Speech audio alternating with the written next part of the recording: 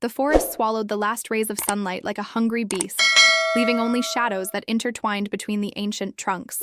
Marina had been walking for hours, lost not just in space, but in time, each step taking her further from the woman she had been that morning, when she still believed her life would follow the tedious script she had written for herself.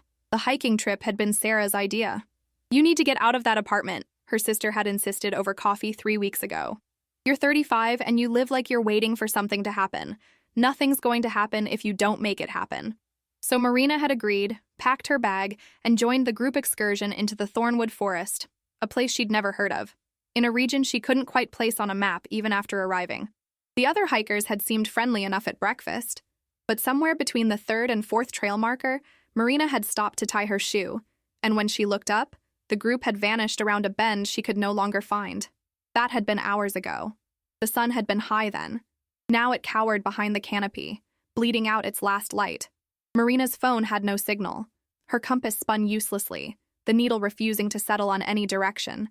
She'd tried retracing her steps, but the forest seemed to rearrange itself behind her, paths closing like healing wounds. Panic had come and gone. Now there was only a strange, dreamlike acceptance as she walked deeper into woods that shouldn't exist. Not like this. Not so vast and primordial in a world of highways and satellite imagery. That's when she heard it. A laugh. Not human, but not entirely alien either. It was as if water could laugh, as if streams and waterfalls had learned the language of joy and were singing it in unison. The sound came from somewhere ahead, flowing through the trees like a whispered invitation, like a voice calling her name in a language older than words. Marina stopped, her breath catching. Every rational fiber in her being screamed to turn back, to find any path that led away from that impossible sound. But something deeper, a voice she hadn't heard in decades, perhaps since childhood, pulled her forward with an urgency that made her chest ache. Her feet moved without conscious decision, carrying her between moss-draped trees and over roots that writhed like sleeping serpents. The laughter grew louder, richer, until it seemed to come from everywhere and nowhere at once. The river revealed itself gradually, like secrets being shared reluctantly. Between two massive oaks whose trunks were wider than cars, she saw it. Water that glowed with an inner luminescence, silver and blue, and colors that had no names in any human language. The current moved in patterns that defied physics, swirling upward in spirals, forming shapes that almost resembled faces before dissolving back into liquid. The laughter grew louder, and Marina realized with a shock that ran through her spine like electricity. The river wasn't just making sounds. It was speaking. It was aware. Finally, the water seemed to whisper between its ripples. The words formed from the collision of current against stone. "We've been waiting for you, Marina Castellanos. We've been waiting such a terribly long time." Marina's knees buckled. She caught herself against a moss-covered stone, her fingers sinking into the velvet surface. The stone was warm, pulsing like a heartbeat. "This isn't real," she muttered, the words a desperate anchor to sanity. "I hit my head. I'm lying unconscious somewhere, and this is a dream." But the river laughed again, this time with something that felt almost like affection, like a parent amused by a child's innocent denial. The water surged higher, droplets hanging suspended in the air like liquid stars. In the river's surface, images began to form. Not reflections of what was, but visions of what had been. She saw herself at 7 years old, standing at the edge of a pond behind her grandmother's house, reaching toward something shimmering just beneath the surface. The memory was so vivid she could smell the honeysuckle that had grown wild along the fence, could feel the summer heat on her skin. In the vision, young Marina's fingers had almost touched the light beneath the water when her mother's hand clamped down on her shoulder, yanking her backward. "How many times have I told you to stay away from the water?" her mother had shouted, fear making her voice sharp. "You could drown, you could die. Is that what you want?" Marina had cried then, not from the scolding but from a loss she couldn't name. Something had been so close, so achingly close, and then it was gone. She saw the moment her grandmother had tried to speak to her mother in the kitchen that evening, their voices hushed but urgent. "She has the gift, Elena. Just like I did, like your aunt did. You can't suppress it.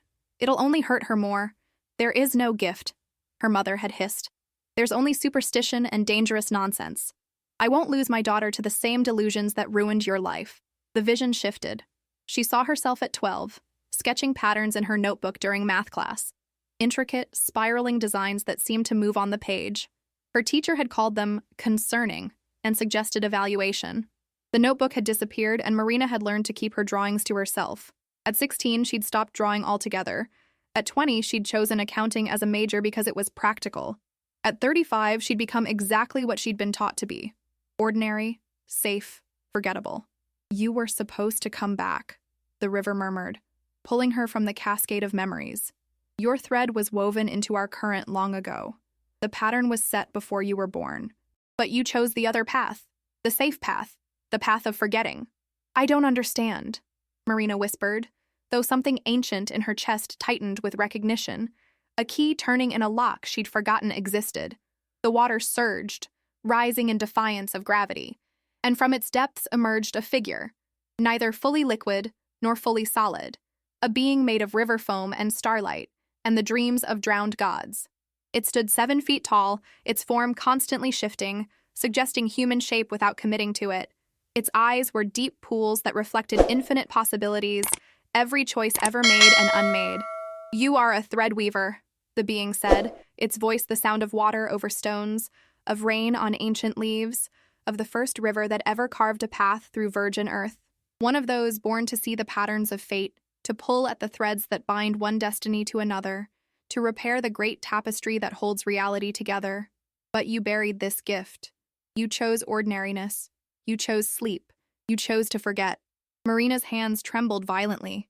More memories flooded back, a dam breaking after decades of restraint. Dreams she'd dismissed as childhood imagination, vivid and recurring. Dreams of standing at a cosmic loom, weaving light into patterns that became lives, stories, worlds. Moments when she'd known things before they happened, when she'd felt the weight of decisions before they were made, the inexplicable pull she'd always felt toward water, toward the wild places where reality grew thin and strange. She remembered the night before her wedding to David, a marriage that had lasted 3 miserable years before ending in quiet, mutual relief. She'd stood at her bathroom sink, staring at her reflection, and for just a moment, she'd seen the threads. Millions of them, radiating from her body like spider silk, connecting her to everything and everyone. And she'd seen which threads pulled toward David, had felt their tension, their wrongness, like musical notes played off-key. She'd married him anyway, because ignoring the threads was what she'd been taught to do. "The world is fraying," the river being continued, taking a step closer. Where its feet touched the shore, flowers bloomed instantly, then withered to dust, then bloomed again in an endless cycle. The threads are tangling, breaking, knotting in ways they were never meant to. Without thread weavers to maintain the pattern, destinies are colliding, timelines are splitting and merging chaotically. People are living lives that were never meant to be theirs. Deaths that should happen are postponed, while those who should live are cut short. The fabric of causality itself is tearing. "But why me?" Marina's voice cracked. "I'm nothing special. I'm just—" "Do not lie to the river," the being said, and for the first time there was sternness in its tone. "You know what you are. You have always known. You chose to pretend otherwise because pretending was easier than accepting the weight of purpose. But pretending has consequences, Marina Castellanos. Every thread weaver who refuses their calling leaves holes in the pattern, holes that widen, holes that consume." The river being gestured, and the world around them changed. Marina found herself standing not on the shore, but suspended in a vast, dark space filled with countless threads of light. They stretched in every direction, a 3-dimensional web of impossible complexity. And she could see, oh God, she could see, where the threads were wrong, where they twisted and frayed and snapped, sending cascades of disruption through the pattern.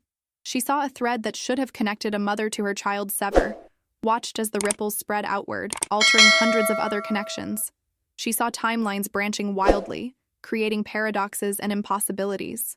She saw people flickering between different versions of themselves, their souls stretched across contradictory realities. It was beautiful and terrible, and it was breaking. "There are 12 thread weavers in each generation," the being explained as they drifted through the cosmic web. "In yours, there are only 3 who answered the call. The rest chose as you did, to bury their gifts, to live small lives, to pretend the threads don't exist. But the pattern needs all 12. Without you, without the others, the tapestry will collapse. And when it collapses, reality goes with it." "How long?" Marina asked, her voice barely a whisper. "How long until it happens? Time is already inconsistent. Days loop for some while racing forward for others. The collapse has already begun. It will take years, perhaps decades, but it is inevitable unless the threadweavers are restored. The vision dissolved, and Marina found herself back on the riverbank, her knees in the soft earth, tears streaming down her face. The being of water and starlight stood before her, patient and inexorable as the tide. "Take my hand," it said, extending a hand formed of water and light, of possibility and purpose. "Take my hand and remember everything. Take my hand and become what you were always meant to be. Take my hand and help us save what remains of the pattern. Or walk away, return to your apartment and your spreadsheets and your small pleasures, and spend the rest of your life wondering what you left behind in these woods.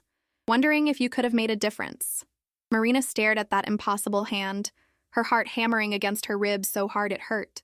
Behind her lay the familiar world, her apartment with its beige walls and IKEA furniture, her cubicle at Anderson & Sons Accounting, her bi-weekly dinners with Sarah where they talked about nothing important, her dating app matches who never quite measured up to standards she couldn't articulate. A life of small pleasures and smaller ambitions, a life of safety and predictability and slow, comfortable death. Before her lay something vast and terrifying and utterly unknown, responsibility on a cosmic scale, the weight of reality itself resting on her shoulders. No more hiding, no more pretending, no more safe choices that led nowhere. She thought of the little girl at the pond, reaching for magic with absolute faith. She thought of all the years spent pretending that longing didn't exist, that the threads weren't real, that she was normal. She thought of the fraying pattern, of people living fractured lives, of reality itself tearing at the seams. Marina reached out and grasped the river being's hand. The world exploded into light and water and infinite possibility. She felt herself dissolving, every cell coming apart and reforming, awakening to truths written in her DNA. The river flowed into her and through her, carrying knowledge that had been locked away, sealed behind walls of denial and fear. She felt herself as she truly was. Not a body containing a soul, but a soul wearing a body like a garment, a being of pure consciousness whose true form was vast and radiant.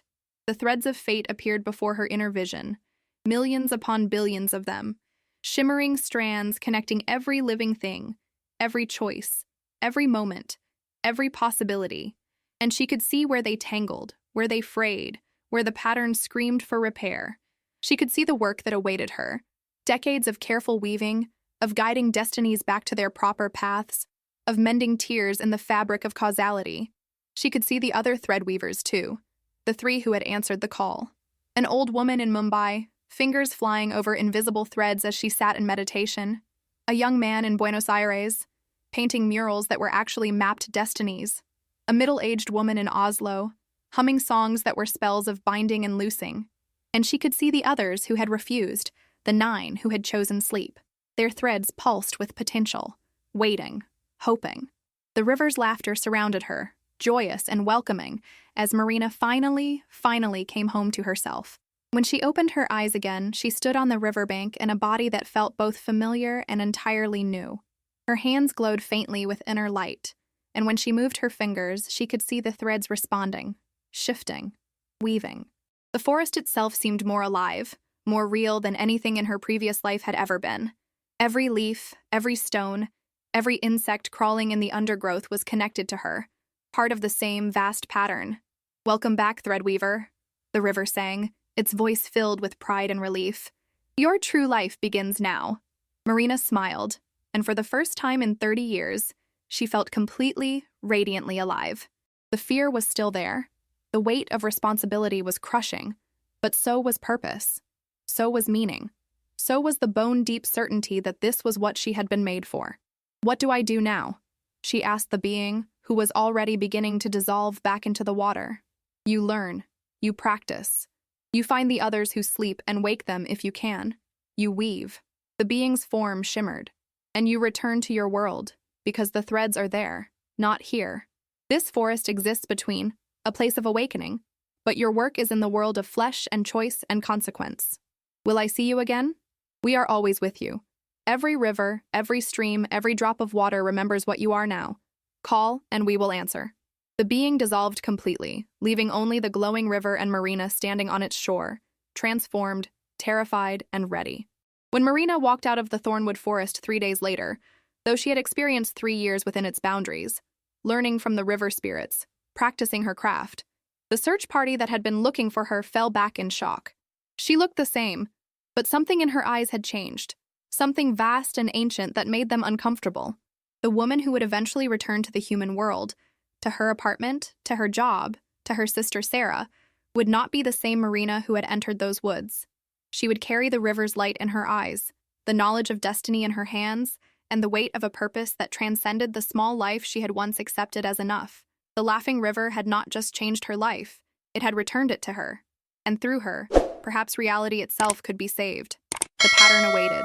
The threads called, and Marina Castellanos, threadweaver, was finally ready to answer.